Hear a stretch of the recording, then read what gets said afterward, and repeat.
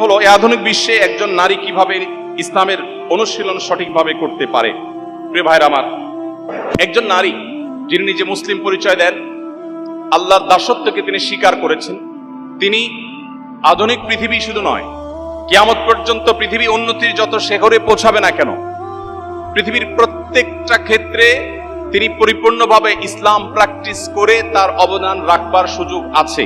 কিন্তু ইসলামের যে স্বকীয়তা আছে, ইসলামের যে বিধান আছে, সেটাকে আপন জায়গায় মাথায় রেখে সেটাকে পরিপালন করে তিনি চাইলে বিভিন্ন সেক্টরে অবদান রাখতে পারেন। আপনারা জানেন, মহানবী মুহাম্মদ সাল্লাল্লাহু আলাইহি সাল্লামের জীবদ্দশায় মহিলা সাহাবীরা বিভিন্ন সেক্টরে তারা অবদান রেখেছেন।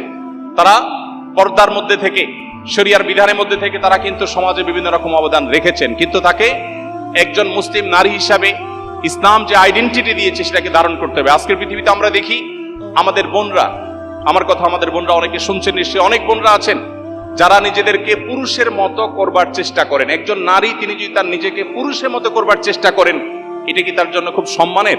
আপনি যদি একজন নারী হয়, আপনি মনে করেন আপনাকে পুরুষের মতো হতে হবে, তার মানে আপনি নারী হিসাবে আপনি প্রাউড ফিল করছেন না, আপনি আপনার নারীত্ব নিয়ে আপনি অপমান বোধ করছেন। এটা তো জাহিলি যুগের মানুষের কালচার ছিল। আল্লাহ কোরআনে বলেছেন, ওয়াইদা বুশরা আহাদুহুম বিল উনসা যাল্লা ওয়াজহুহু মুসওয়াদ্দান ওয়া হুয়া কাযীম।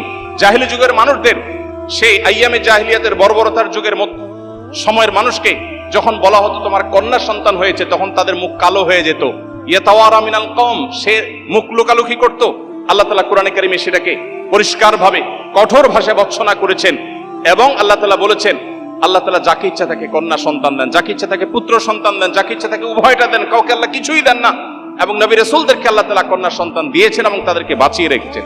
অতএব একজন নারী তার মুসলিম আইডেন্টিটিকে সমুন্নত রেখে তিনি তার সমাজের বিভিন্ন সেক্টরে অবদান রাখবার সুযোগ আছে, কিন্তু মুসলিম আইডেন্টিটিটা তার সবচেয়ে গুরুত্বপূর্ণ বিষয়।